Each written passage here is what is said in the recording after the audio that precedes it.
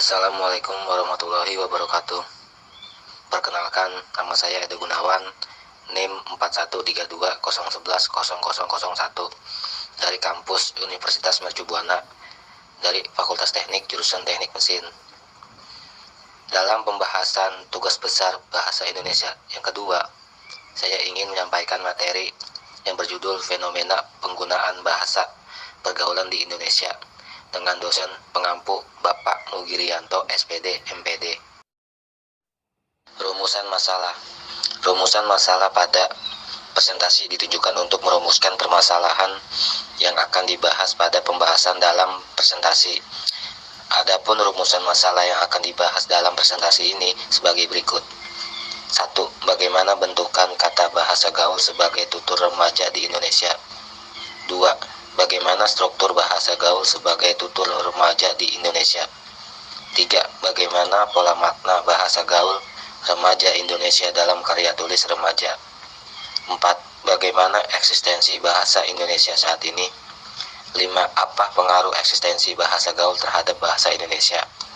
6. Apa faktor yang mempengaruhi perkembangan bahasa gaul. 7. Bagaimana mengatasi perkembangan dan pemakaian bahasa gaul terhadap remaja. Tujuan penulisan dalam presentasi ditunjukkan untuk mencari tujuan dari bahasnya pembahasan atas rumusan masalah dalam presentasi ini. Adapun tujuan penulisan presentasi ini sebagai berikut. 1. Mendeskripsikan bentukan kata bahasa gaul sebagai tutur remaja di Indonesia. 2. Mendeskripsikan struktur bahasa gaul sebagai tutur remaja di Indonesia. 3. Mendeskripsikan pola makna bahasa gaul remaja Indonesia dalam karya tulis remaja. 4. Menjelaskan eksistensi bahasa Indonesia saat ini. 5. Menjelaskan pengaruh eksistensi bahasa gaul terhadap bahasa Indonesia. 6. Menjelaskan faktor yang mempengaruhi perkembangan bahasa gaul. 7. Menjelaskan cara mengatasi perkembangan dan pemakaian bahasa gaul terhadap remaja. Latar belakang.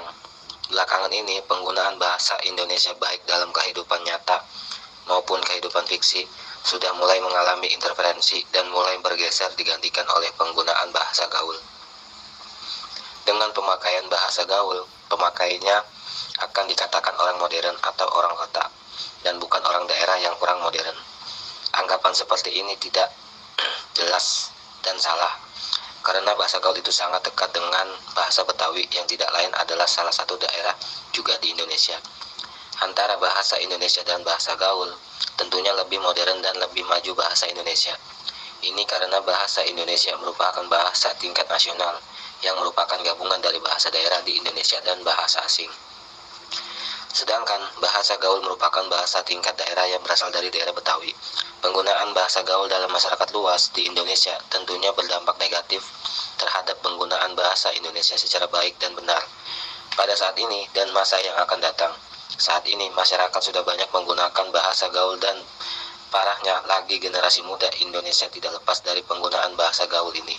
Bahkan para generasi muda inilah yang paling banyak menggunakan bahasa gaul daripada bahasa Indonesia di kehidupan sehari-hari. Pembahasan. Kamus Besar Bahasa Indonesia secara terminologi mengartikan bahasa sebagai sistem lambang bunyi yang arbitrary yang digunakan oleh anggota suatu masyarakat untuk bekerja sama, berinteraksi, dan mengidentifikasi diri. Menurut Kraft dalam Smart Paradigma dalam kurung 2005:1 tutup kurung, memberikan dua pengertian bahasa. Pengertian pertama menyatakan bahasa sebagai alat komunikasi antara anggota masyarakat berupa simbol bunyi yang dihasilkan oleh alat ucap manusia. Kedua, bahasa adalah sistem komunikasi yang mempergunakan simbol-simbol vokal dalam kurung bunyi ujaran yang bersifat arbitrar. Di era globalisasi ini, penggunaan bahasa gaul makin meraja dan terus muncul bahasa gaul baru yang membuat eksistensi bahasa Indonesia kian menurun. Penggunaan bahasa gaul ini membuat remaja makin sulit mengetahui bahasa Indonesia yang baik dan benar. Bahkan penggunaan bahasa yang terlalu sering membuat orang-orang tak sadar bahwa bahasa tersebut bukan bahasa yang baik dan benar. Tidak jarang dalam acara formal pun banyak orang yang menggunakan bahasa gaul yang dalam konteksnya tidak sengaja. Fungsi bahasa. 1. Fungsi ekspresi. Bahasa dapat digunakan untuk mengekspresikan ide, gagasan, dan pengalaman. Contohnya dalam puisi. Pengarang mengekspresikan ide, gagasan, dan pengalamannya dengan bahasa yang ditulis per bait yang disebut puisi. 2. Fungsi estetis. Bahasa sebagai media yang indah untuk menyampaikan pesan. Fungsi estetis ini biasanya diwujudkan dalam bentuk karya sastra. 3. Fungsi informatif. Artinya, bahasa dapat digunakan untuk menginformasikan sesuatu kepada orang lain. 4. Alat fungsional. Artinya, bahasa dapat dijadikan sebagai alat untuk mencapai tujuan tertentu. Bahasa gaul. Bahasa gaul atau bahasa prokem yang khas Indonesia dan jarang dijumpai di negara-negara lain, kecuali di komunitas-komunitas Indonesia. Bahasa gaul dijadikan sebagai bahasa dalam pergaulan anak-anak remaja. Istilah ini muncul pada akhir tahun 1980-an. Pada saat itu ia dikenal sebagai bahasanya para anak jalanan, disebabkan arti kata prokem dalam pergaulan sebagai preman.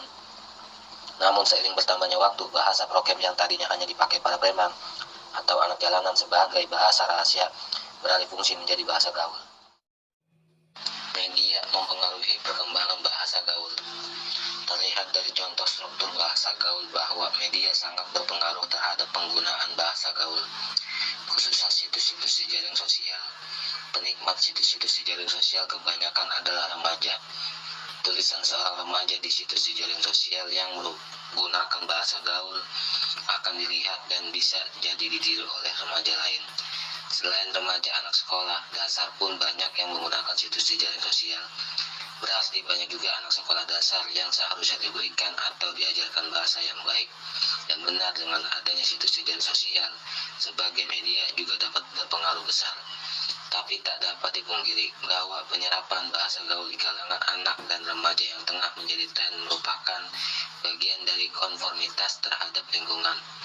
Yang dimaksud konformitas adalah meleburkan diri pada lingkungan agar mendapat pengakuan. Eksistensi bahasa Indonesia. Di zaman sekarang ini perkembangan bahasa Indonesia kian menurun. Masuknya berbagai bahasa asing yang tidak mungkin kita tolak dan ada beberapa kata asing yang diserap menjadi kosakata Indonesia. Namun di sisi lain, keberagaman bahasa serapan juga menjadi masalah bagi orisinilitas bahasa yang kian mengkhawatirkan dan penggunaan tata bahasa yang kian serampangan, baik tulisan maupun lisan. Tentu saja media televisi, koran, radio, internet, dan merek dagang impor adalah termasuk faktor pendorong utama yang ikut mencederai kebahasan kita. Cara mengatasi perkembangan bahasa gaul. Tidak dapat dipungkiri lagi, dalam bermasyarakat, bersosialisasi lebih sering menggunakan bahasa gaul. Anak-anak dan para remaja dalam perkembangan psikologis pun tidak bisa ditolak atau dicegah untuk terbiasa dengan bahasa gaul. Karena itu memang suatu proses dalam psikologisnya.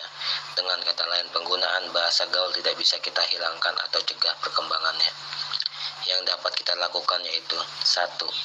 Memberi pengertian yang lebih mendalam akan pentingnya berbahasa yang baik dan benar. 2. Menanamkan sikap cinta bahasa sendiri pada anak-anak atau remaja dengan berbagai cara, contohnya mengadakan lomba puisi dan lain-lain. 3. Inisiatif dan kemauan yang kuat dari dalam diri sendiri. Kesimpulan, jadi keberadaan bahasa gaul memang sangat mengganggu eksistensi bahasa Indonesia.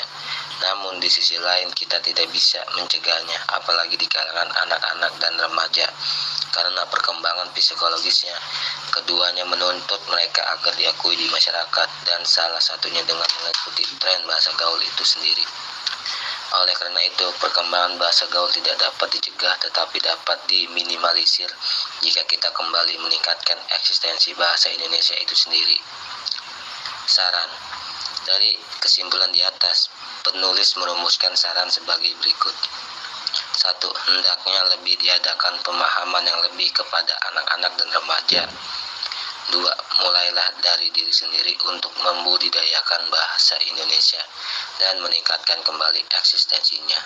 Bahasan materi presentasi ini saya mendapatkan referensi yang sudah saya cantumkan pada daftar isi. Sekian dari saya, kurang lebihnya mohon maaf. Wassalamualaikum warahmatullahi wabarakatuh.